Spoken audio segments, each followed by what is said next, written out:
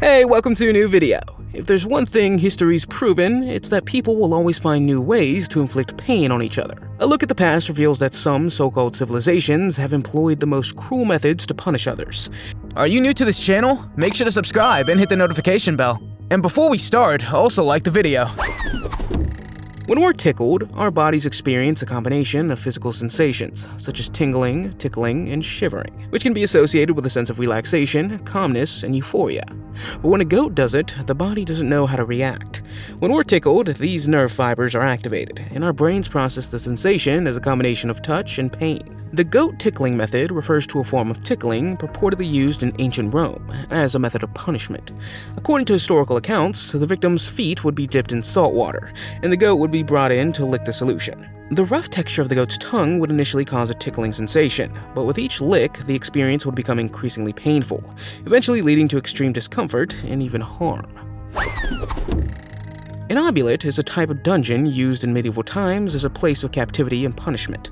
The term obulet is of French origin, derived from the French verb obulir, meaning to forget. This dungeon was designed as a narrow vertical pit or shaft, often located beneath a castle or fortress. It had only one entrance, namely a trapdoor in the ceiling, making it nearly impossible for prisoners to escape. The name obulet reflects the idea that once a person was thrown into this dungeon, they were effectively forgotten, left in the darkness and isolation. Obulets were known for their harsh and inhumane conditions. The prisoners confined within these dungeons had very little space to move or even sit comfortably. They were exposed to extreme hardships, with no access to light, fresh air, and basic necessities, such as food and water. The lack of sanitation facilities meant that the dungeon often became infested with vermin, exacerbating the suffering of the prisoners.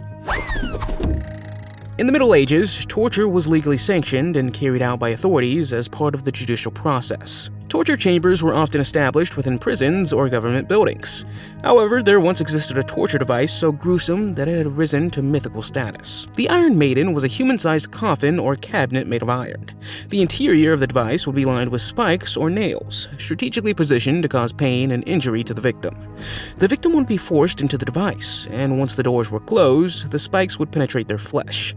The spikes might not necessarily be long enough to cause immediate death, but would pierce vital organs and slowly let the victim bleed.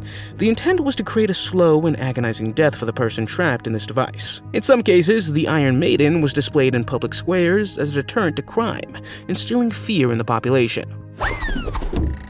Elephants, revered for their intelligence and strength, unfortunately became instruments of brutal punishment when they were exploited for executions. For at least 2,000 years, the practice of being crushed by elephants was common in regions such as India, South Asia, and Southeast Asia. In India, this form of capital punishment, known as Gunga Rao, involved exposing the accused to the sheer force of an elephant's weight. Under the control of an elephant trainer, the animal was coerced with sharp hooks to carry out the commands. In the neighboring Sri Lanka, elephants were purportedly equipped with sharp blades on their tusks. Similarly, in the former Kingdom of Siam, now Thailand, elephants were trained to lift their victims into the air before delivering the fatal, crushing blow. Amidst the Spanish Inquisition, a period characterized by intense religious fervor and persecution, emerged a device specifically designed for heretics. During this period, non-Catholics, such as Muslims and Jews, underwent severe persecution and torture due to their religious beliefs. Communities were searched, and pressure was exerted on non-Catholics to confess to heresy. Those who confessed guilt underwent various forms of torture as punishment, while those who remained steadfast in their innocence faced eventual execution. One of the objects used during this dark period was the heretic fork. This instrument consisted of a leather strap tightly bound around the neck, with two sharp points protruding, one directed towards the wearer's throat and the other towards the sternum. Despite its seemingly simple design, wearing the heretic fork caused unbearable and relentless pain. Maintaining a fixed head position could prevent the points from piercing the skin, but the endurance of the wearer was finite. While the primary purpose of the heretic fork was to extract confessions, it was also used to silence heretics who had already confessed, preventing further speech. In the annals of maritime history, the practice of keel-hauling stands out as a notorious form of punishment used to maintain discipline aboard ships during the 17th and 18th centuries. The mechanism of keel-hauling involves suspending the victim from a rope from the ship's mast, with weights attached to their legs. Upon releasing the rope by the crew, the unfortunate person would plunge into the sea and be dragged along the keel, or bottom of the ship, hence the name keel-hauling. This part of the ship, often covered with sharp barnacles, caused severe injuries to the victim, exacerbating the suffering. Evidence suggests that the Dutch Navy applied this punishment during this period. Accounts from British sources suggest that while the punishment caused immense pain, the primary goal was not death. Victims reportedly received intervals to recover from the ordeal, albeit often deprived of the sensation of pain during the process. By the beginning of the 18th century, the British had ceased the use of keel-hauling as an official punishment around 1720, considering it extremely cruel. The Dutch followed suit and officially banned keel-hauling as a method by 1750. Hanging at the gallows involved criminals being confined with humanoid cages and hanged in public places as a sharp warning signal to potential wrongdoers. The gallows itself referred to the wooden structure from which these cages were suspended. This macabre form of punishment led to the slow death of the victims over several days, primarily through exposure, dehydration, and starvation. Originating in the Middle Ages, hanging at the gallows aimed to deter crimes. According to the law, individuals accused of murder would undergo execution by hanging at the gallows, with the punishment usually reserved for traitors, robbers, murderers, and pirates. Large crowds wanting to witness these spectacles sometimes swelled to tens of thousands. Historical records trace the origin of the rack, a notorious torture instrument, back to ancient Greece. An early case of its use occurred in the 4th century BC, when Herostratus, known for setting fire to the Second Temple of Artemis, met his end on the rack. The rack consisted of a wooden frame resembling an elevated bed, concealing its sinister purpose. Chains secured the wrists and ankles of the victim to rollers placed at the both ends of the frame. Once bound, the victim's body underwent a horrifying stretch, gradually exerting pressure on the shoulders, arms, legs, back, and hips. This prolonged stretching could lead to the snapping of joints and permanent dislocation, rendering muscles ineffective. In addition to stretching, the rack served as a means of restraint, with various other tortures inflicted on the victim. Those who survived often faced lifelong disabilities and could not freely move their limbs. A lesser-known torture method used during the Spanish Inquisition was the Judas cradle, a device that, strangely enough, was considered humane by its practitioners. Despite its unassuming appearance, the Judas cradle foretold a terrifying fate for heretics. The device itself is fairly simple, a carved wooden pyramid mounted on 3 legs resembling a stool, albeit entirely unsuitable for sitting. Placed within the walls of a torture chamber, the victim would be suspended above the Judas cradle, with hands and feet bound by ropes attached to gears. Slowly, they would be lowered onto the point of the device, sometimes with added weight, until it penetrated their pelvic area. The concept of the Judas cradle is attributed to an Italian lawyer. Even to this day, the breaking wheel remains one of the most gruesome execution methods in history.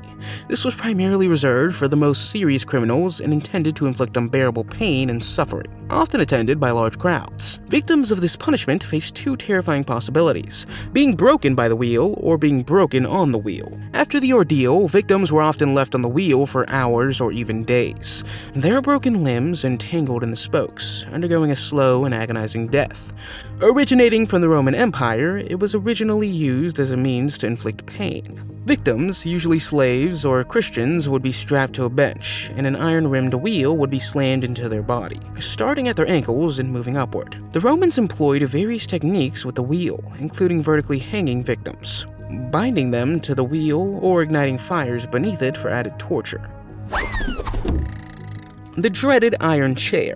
This chilling torture device was adorned with hundreds of sharp spikes on the seat, backrest, armrests, and legs, designed to inflict unbearable pain on its unfortunate occupants. A newspaper report from 1891 vividly describes how the iron chair was used to punish criminals. The victim was seated and supported by the front bar of the chair, then by another vertical bar, while 2 rings fastened their ankles at the bottom. In the upper part, there was a collar for the neck, and then another crossbar that went through the first, each end provided with a ring holding the wrists. Underneath the seat was a stove. Thus, victims endured not only the pressure of the sharp points, but also the torment of a fire burning beneath them. A documented victim of the iron chair was Jean Collis from Toulouse, France. In addition to facing the iron chair, he underwent further torture on the wheel, and his limbs were stretched and dislocated.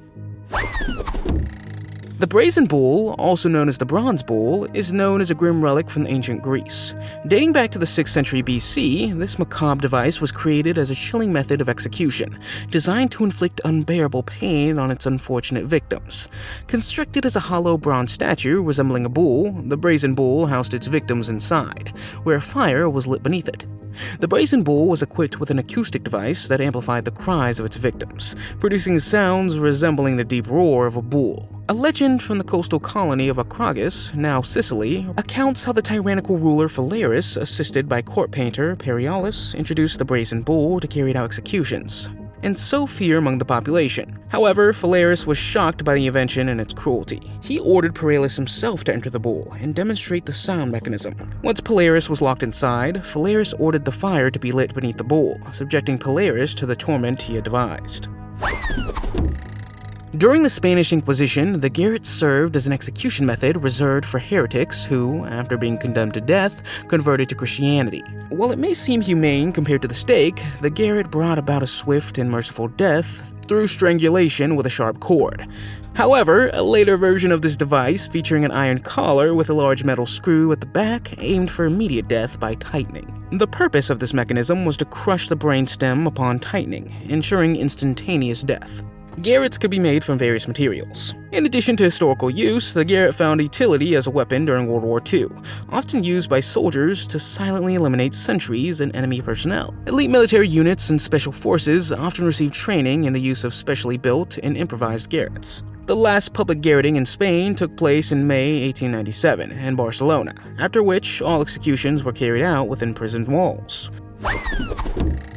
Loosely translated from Latin as punishment of the sack, poena quelli was a punishment specifically reserved for the act of killing one's own parent. According to a prominent Roman jurist from the 3rd century AD, the punishment involved the guilty party being beaten and then sewn into a sack. Inside the sack, along with the condemned person, would be a dog, a rooster, a viper, and a monkey.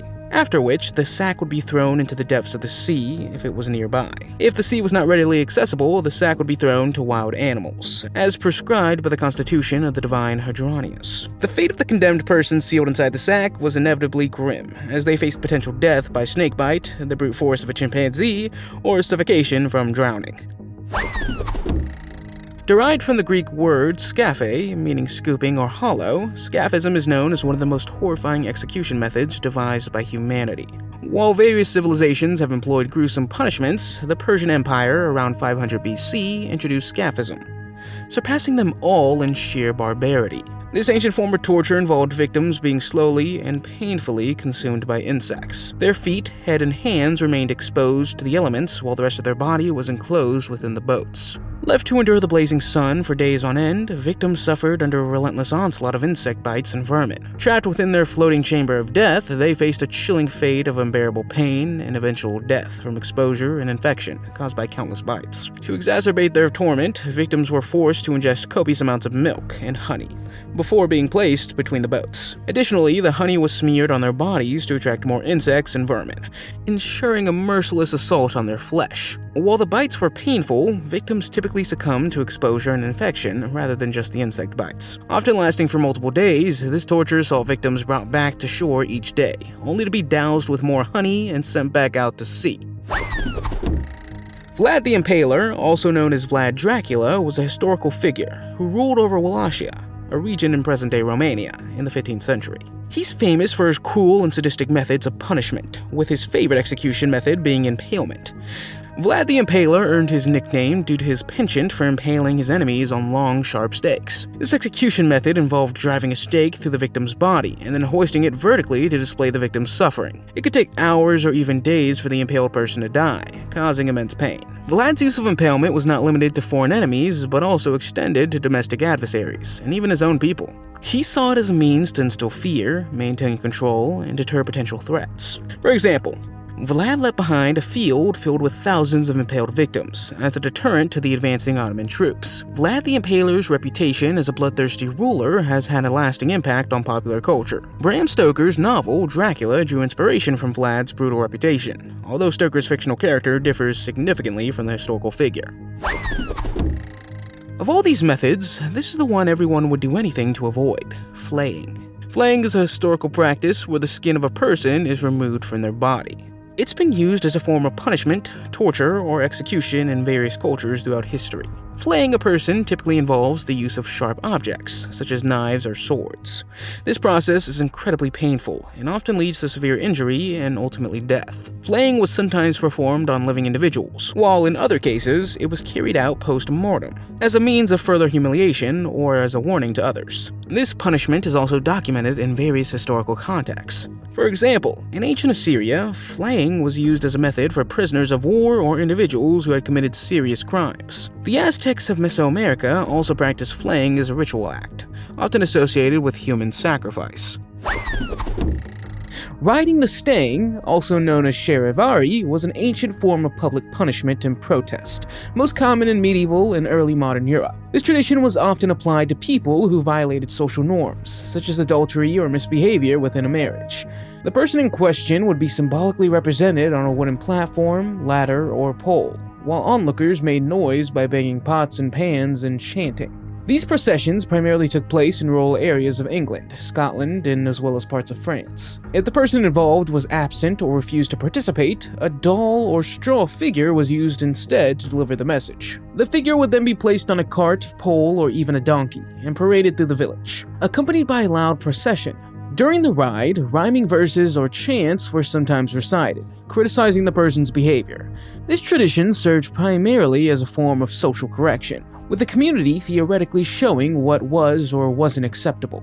By the 19th century, this custom gradually faded as formal legal systems became stronger, and urban communities placed less value on such folk practices.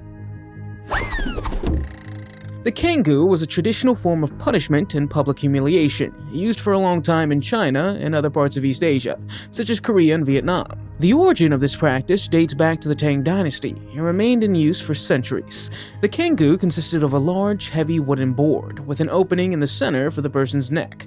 Unlike the European pillory, the cangu was sometimes portable, limiting the movement of the person wearing it. This form of punishment was meant to make the offender publicly visible and serve as an example. Often, the nature of the offense was written on the wooden board so that passerbys could see why the person was being punished. The cangu was usually used for lighter offenses like theft, fraud, or disturbing the peace. Sometimes people who couldn't repay debts or were accused of disrespecting authority were subjected to this punishment. In some cases, individuals with a cangu were placed in a central location, such as a market or village square, for the purpose of deterrence and maintaining social order. Family members or sympathizers could bring food and drink, though this is often dependent on the situation and local customs. While this practice is no longer in use today, the cangu remains a striking example of how societies in the past dealt with order and authority. Chinese water torture was an ancient technique where water was slowly and repeatedly dripped onto a person's forehead while they were restrained. Though it may sound simple, this method was known for its intense mental impact. The person cannot move, and the steady dripping of water in a rhythmic pattern could eventually lead to significant mental strain. The uncertainty of when the next drop would fall intensified the mental unease, while sitting still for long periods caused physical discomfort, such as muscle fatigue. Some people who endured this described it as an especially disorienting experience, with each drop seeming to grow heavier, despite there being no physical harm. Today, this technique is mainly discussed as a historical example of how simple elements can have significant psychological effects.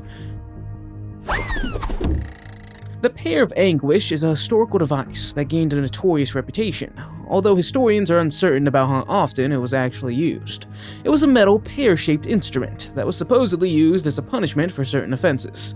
Through a turning mechanism, the device could expand, which was described as very unpleasant. According to old accounts, it was used for people accused of crimes such as blasphemy, heresy, or criticizing authority. Women suspected of witchcraft or adultery were also said to have been threatened with it. Whether it was actually used frequently is unclear, but the mere threat of such a device could be enough to instill fear or force confessions. These stories often emerged during periods of fear, religious conflict, or moral panic, where accusations could quickly escalate. Sawing in half is a notorious method of punishment from history, said to have been applied to various religions. Historical accounts describe it as a public and symbolic form of punishment, often meant to deter others and reinforce the authority of rulers. In many cases, the person would be hung upside down so that blood would flow to the head, prolonging consciousness. Then, with a large saw, usually operated by two people, a ritual or symbolic act would take place. Some sources claim that this method was used during the reign of certain Persian rulers for people accused of serious crimes, such as treason. While the Romans were known for crucifixion, some historical documents also mention sawing as an alternative punishment. The method is also mentioned in ancient Chinese legal texts as a rare but symbolically heavy punishment for severe offenses. The scold's bridle was a punishment device used mainly in Britain and parts of Europe between the 16th and 18th centuries. The device was intended to silence people, usually women, who were considered loud, gossiping, or disrespectful, and publicly correct them. The bridle consisted of a metal frame that was placed over the head like a mask or cage. Inside, there was often a metal plate that pressed the tongue downward, making it difficult to speak. Some versions had prominent decorations like bells or animal features, which drew attention. The sound of the bells attracted onlookers, further increasing the humiliation. The bridle was fastened securely so it could not be removed on its own, and people wearing it were sometimes led through the streets while bystanders watched or commented. Although the punishment wasn't exclusively for women, it was applied to them more frequently, reflecting an attempt to control their behavior through social norms. Tarring and feathering was recorded as early as the 12th century. For example, during the Third Crusade, Richard the Lionheart issued a decree that sailors caught stealing could be punished with tar and feathers. This form of public humiliation was practiced from the medieval period to the 19th century in both Europe and North America. It involved smearing someone with hot tar and then covering them with feathers, giving them a striking and shameful appearance. The punishment was often carried out not by official legal authorities, but by citizens who felt the need to respond quickly and visibly to certain behaviors. The person was sometimes partially stripped, after which warm, but not boiling, tar, usually made from natural resin or coal tar, was applied. Feathers were then sprinkled over the tar, sticking to the body. The person was often paraded through the streets, sometimes tied to a cart or a rail, so that onlookers could see. The goal was to send a clear social message and discourage others from engaging in similar behavior. The punishment was also often used as a form of protest, especially when people didn't trust the legal system and wanted to send a powerful signal to authorities or opponents. Flagellation is a historical form of corporal punishment in which someone was beaten with a whip, rod, or similar instrument, usually on the back, legs, or buttocks. This practice was applied through the centuries to enforce discipline, impose punishment, or emphasize authority. Common instruments included rope, whips, and rods. Those who underwent this punishment were often restrained to limit their movement, and the number of lashes were usually predetermined. The punishment sometimes took place in closed institutions, like barracks or prisons, but also in public to create a deterrent effect. Within the military, on ships, and even at schools, it was long seen as a way to maintain order and obedience. People found guilty of offenses like theft or disobedience could be punished in this manner. The practice was widespread in ancient Egypt, Greece, and Rome, where it was part of a social and legal structure. In the Roman Empire, it was applied within the military and for punishing slaves. As time passed, societies increasingly viewed it as too harsh or inappropriate, leading to it being abolished in many countries by the end of the 19th century. The head crusher was a notorious medieval device, primarily used in Europe during the Middle Ages. The device was designed to apply psychological pressure and pain, often to force confessions or apply punishment in severe cases. The head crusher consisted of a sturdy metal frame that held the person's head in place, with a chin rest at the bottom and a metal cap placed over the head. A screw mechanism with a lever would increase the downward pressure on the head, gradually causing intense discomfort, especially in the jaw and face. Although the design was not intended to cause permanent damage, it was primarily used as a form of deterrence or interrogation method.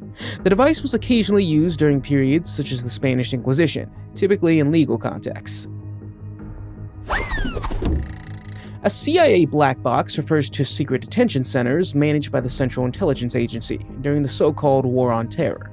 These locations were often outside the US and were used for secret interrogations, sometimes bypassing legal and human rights standards. One of the techniques widely discussed was waterboarding, in which a cloth was placed over a bound person's face, and water was poured to induce extreme stress. This method caused an intense reaction, where the person could feel as if they were struggling to breathe. Some individuals were forced to remain in uncomfortable positions for extended periods, causing physical exhaustion. Sleep deprivation was also a technique used, where people were exposed to loud noises, bright lights, or other stimuli to keep them awake for long periods. Additionally, some detainees were forcefully placed against soft walls or guided through them, with the intention of unbalancing them and putting pressure on them. Finally, small confined spaces were used where detainees temporarily stayed. These spaces were often small, making movement difficult and inducing a sense of disorientation. The blood eagle is a notorious and controversial method of punishment or execution that, according to legends, was used by the Vikings in the Middle Ages. This ritualistic punishment was said to be applied to enemies or traitors, often individuals of high status or with serious accusations against them. The so-called blood eagle is described in ancient Norse sagas. The so-called blood eagle is described in ancient Norse sagas as a symbolic and dramatic ritual with deep meaning. According to the stories, the person would be placed in a kneeling or lying position, and then cuts would be made along the back to create wing-like shapes resembling an eagle's wings.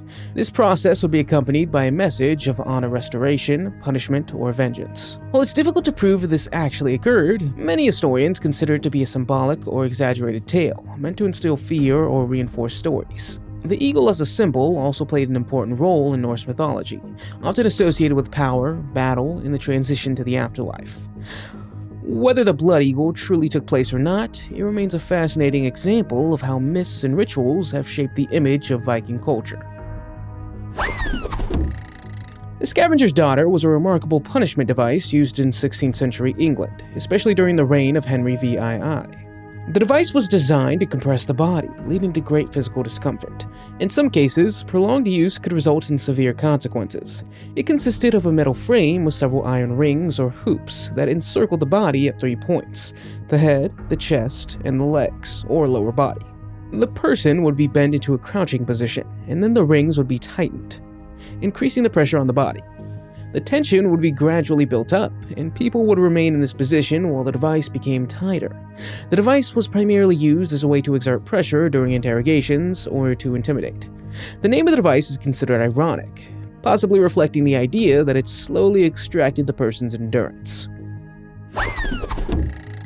The boiling pot was a severe punishment applied between the 12th and 18th centuries in parts of Europe, especially in countries like England and France. This method was primarily used for serious crimes, such as treason, forgery, and in some cases, accusations of witchcraft. The punishment involved exposing a person to a cauldron of hot liquid material, such as water, oil, or resin. In some cases, the person would be immersed directly, while in others, the process was gradual. The high temperatures of the liquid, often above boiling point, caused extreme physical stress and exhaustion. The punishment was seen as a deterrent and aimed at discouraging others from committing similar crimes. Such punishments were mostly applied to individuals accused of betraying their country or ruler, crimes considered particularly grave. The making of counterfeit money could also lead to the punishment in some regions, as well as accusations of witchcraft in areas where witch hunts were actively taking place. Peine forte dur was a historical form of punishment applied mainly in medieval and early modern England. The term literally means strong and hard punishment in French, and was used for people who refused to plead guilty or innocent during a trial. This refusal was seen as a form of resistance by the courts, and the punishment aimed to force a plea. The person would be laid on the ground, and then a wooden or iron plate would be placed on their body. Gradually, heavy objects would be added to the plate, creating increasing physical pressure. This method caused much discomfort, especially due to the weight on the chest, making breathing difficult and placing the body under severe strain. The idea behind this approach was not necessarily to punish immediately, but to elicit a response. The court wanted the person to make a declaration. If they continued to refuse, the pressure could be increased, sometimes leading to exhaustion or even collapse. Although this practice is now unimaginable, it shows how justice and cooperation in legal matters were handled in the past. It's also a powerful historical example of how the refusal to cooperate in legal proceedings were perceived at the time. The strappado was a historical method of interrogation and punishment used in medieval and early modern Europe, particularly between the Middle Ages and the 17th century. This technique was often employed during witch trials and criminal investigations to apply pressure on suspects. The method began by binding the person's hands, usually behind their back, and then suspending them by a rope attached to the wrists, usually a pulley or similar system. The person would be slowly lifted, causing strain on the body. Sometimes the feet would just touch the ground, but in many cases the person would hang completely in the air, leading to significant physical strain, especially in the arms and shoulders. An additional step in this method was to suddenly drop the person, creating a shock throughout the body. This process could be repeated, with the person being lifted and lowered several times. The repeated movements caused increasing physical exhaustion, even when the lifting stopped. The person was sometimes left in this position for long periods, leading to muscle and joint strain. Although this practice is no longer in use today, it illustrates how physical methods were used in the past to enforce obedience. Immurement was a historical form of punishment where a person was locked in a small, enclosed space, often without access to the outside world. This method was used in various societies, particularly in the Antiquity and the Middle Ages, and was known for its severe physical and mental strain. The space could be a room, cell, or even a space within a wall where the person could not move or escape. Often, the individual was tightly secured or bound to restrict movement, without communication or contact with others. This form of isolation placed a great mental pressure on the person. In some cases, the space had little or no ventilation, making the confinement even harder. The isolation and lack of daylight could have a profound psychological effect over time, leading to feelings of confusion and disorientation. People subjected to this punishment often spent days or longer in complete isolation. While this is no longer practiced today, it's often referenced in history as an example of how punishment and social control were handled in the past. It also raises questions about the boundaries of justice and the role of humanity in historical legal systems. The electric chair is a method of executing the death penalty using electricity. This technique was introduced in the United States in the late 19th century as an alternative to earlier forms of execution, such as hanging or firing squads. In the 20th century, the electric chair became a widely used method, particularly in the US, though its use has significantly declined in recent decades. In this procedure, the person is firmly strapped to a special chair with leather straps around the arms, legs, chest, and head. Certain parts of the body, such as the head, are typically shaved to improve the conduction of electricity.